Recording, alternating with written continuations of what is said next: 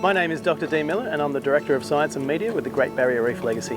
Great Barrier Reef Legacy is a non-profit organisation that aims to crew and operate research vessels to be able to provide free access for scientists, educators and communicators. The Great Barrier Reef doesn't just belong to us in Australia, it belongs to everyone, to the global population, and everyone should have a stake in its future.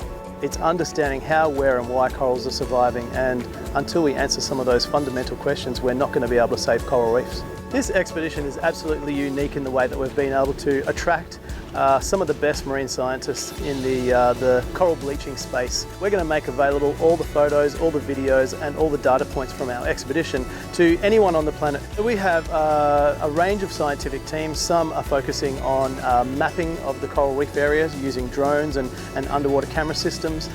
We have teams that are looking at the genetics and molecular structure of corals and why they're able to survive.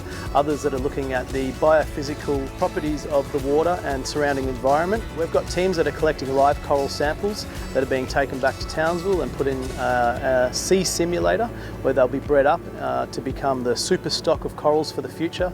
We are collecting a phenomenal amount of data each and every day. In terms of cameras, we're pulling in probably about 3 to 4 terabytes of footage.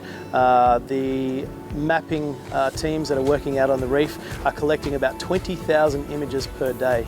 And on top of that, all the other science teams are actually collecting lots and, well, probably hundreds of thousands of data points. So you can imagine having that amount of information stored in one place needs to be safe, reliable, and not only that, we're out at sea, so we're in a salty air environment. The boat's constantly moving. We've got a QNAP NAS system which has 12 bays, and then we've got 12 Seagate Iron Wolf drives that we've put into there, each of those being 12 terabytes, so they're absolutely huge. The real strength of having the system on board that we have is that you can have multiple users uploading information after each and every dive, and that's 10 to 12 users at a time, all uploading all the data points that they've gathered, all the photos, all the videos.